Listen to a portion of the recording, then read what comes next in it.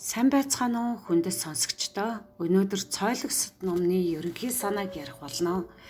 Энэ номд еврей хүмүүсийн амжилтын нууцыг тайлбарладаг бөгөөд тэдний боловсрал, хүүхэд хүмүүжүүлэх арга, мөнгөний сахилга бат харилцааны ур чадвар зэргийг хэрхэн амжилттайгаар хөгжүүлж амьдралд хэрэгжүүлж ирсэн талаар ярьдаг.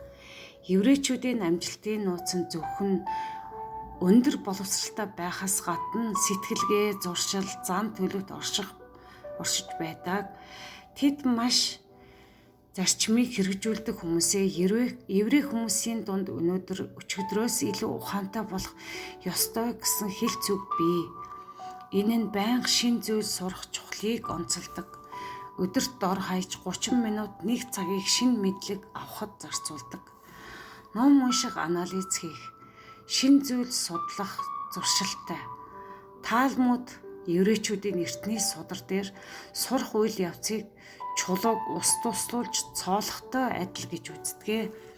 Өдөр бүр багаар сурахад асар их мэдлэгтэй болно гэсэн санаа. Өдөрт хамгийн багадаа 30 минут ном унших, сонирхсан сэдвэрээ подкаст, баримтат кино үзэх, хийх зүйлээ төлөвлөж өдөр бүр нэг шин зүйл сурах, зорилго тавих. Харилцааны ур чадвар ба сүлжээ нэтворкинг. Еврей хүмүүс нэгнээ маш их дэмждэг. Тэдний амжилтын гол шалтгаанууд нэгнээ дэмжихэд сүлжээ буюу харилцаа юм. Хүн бүрт найрсаг харилцаа тогтоох, өөрийн мэддэг хүмүүсийн хүрээг тэлэх, шинэл танилттай болох, хэн нэгэнд туслах боломж гарвал юу ч хүлээлгүй туслах. Тэгснээр дараа нь тэдэнтэй дахин хамтран ажиллах боломжтой болно. Харилцаан дээр итгэлцэл бий болдог. Бизнес ажилд итгэл хамгийн чухал. Танилын хүрээгээ өргөжүүлж шинэ хүмүүстэй уулзах, хүмүүст шинэ үнэн сэтгэлээсээ туслах, ямар нэг зүйл эргүүлээд хүсэхгүй чин сэтгэлээсээ туслах, өөрийгөө илэрхийлэх чадвараа сайжруулах, илтгэр ур чадвар, бичгийн ур чадвар гэх мэт алдаанаасаа айхгүй байх.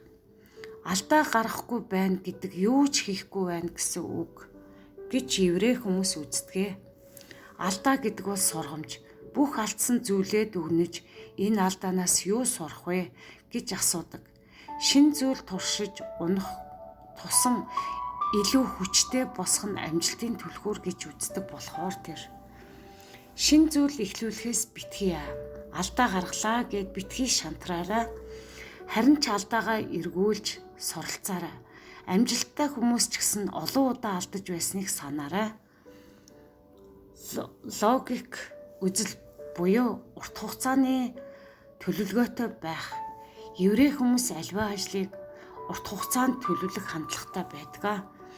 Амжилт ганцхан шөнийн дотор ирдэггүй, урт хугацааны төлөвлөгөөтэй байх ёстой. Өнөөдөр хэцүү байсан ч ирээдүйд сайн үр дагавар ирнэ гэдэгт итгэж тууштай байх. 5-10 жилийн зорилго тавих нь богино хугацаанд сэтгэлээр унахгүй байхад чинь тусалдаг. 3-5 жилийн зорилгоо тодорхойлох, зорилгодоо хүрэх жижиг алхмуудыг гаргаж болно. Богино хугацаанд амжилт олох гэж яаралгүй, тууштай, алсын хараатай байх, эрсдлээс айхгүй бизнес хийх. Еврей хүмүүсийн олонх нь бизнес эрхэлдэг. Хэн нэгний төлөө ажиллаж, цалин авах бус өөрийн бизнесээ эхлүүл гэж үздэг. Санхүүгийн үед бие даах боломж бий болгодог. Ажил хийж, цалин авах нь хязгаартай. Харин бизнес эрхлэх нь орлогоо өсгөх боломжтой. Өөрийн бизнесээ байгуулвал өөрөө амьдралаа удирдах болно гэсэн үг.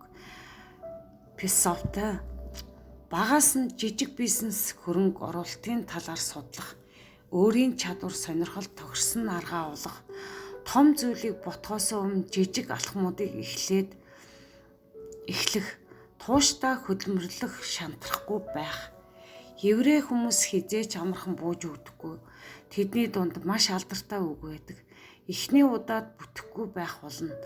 2 дахин ч бүтэхгүй байж болно. Гэхдээ 100 дахь удаа заавал бүтэн гэж ярьдаг нь маш үнэн үг юм аа. Тэд амжилт бол зөвхөн ухаалаг байх тухай биш, харин төвчээртэй, ууггүй хичээх тухай гэж хэлдэг. Бүтлгүйдэх нь асуудал биш, харин шантраад болох нь л хамгийн том асуудал гэж үздэг. Тууштай бай, амжилтанд хүрэх гэж байгаа л бол шантрахгүйгээр үргэлжлүүл. Хийж байгаа зүйл чинь ахицгүй бол өөр аргаар оролдоод үз. Амжилттай хүмүүс нэг л удаад амжилтанд хүрээгүй. Олон удаагийн оролдлогын үр дүнд хүрсэн байдаг гэдгийг санаарай. Эдгээр зуршлуудыг өөрийн амьдралдаа хэрэгжүүлвэл илүү их амжилтанд хүрэх боломжтой. Ингээд та бидэнд амжилт ойрхон байгаа гэдэгт итгээрэй. Та лайк, subscribe, сайхан сэтгэлийн комент бичиж үлдээгээрэй. Дараачийн бичлэгээ цаг алдалгүй хүлээн авч сонирхолтой бичлэгүүд орох болно. Танд баярлалаа.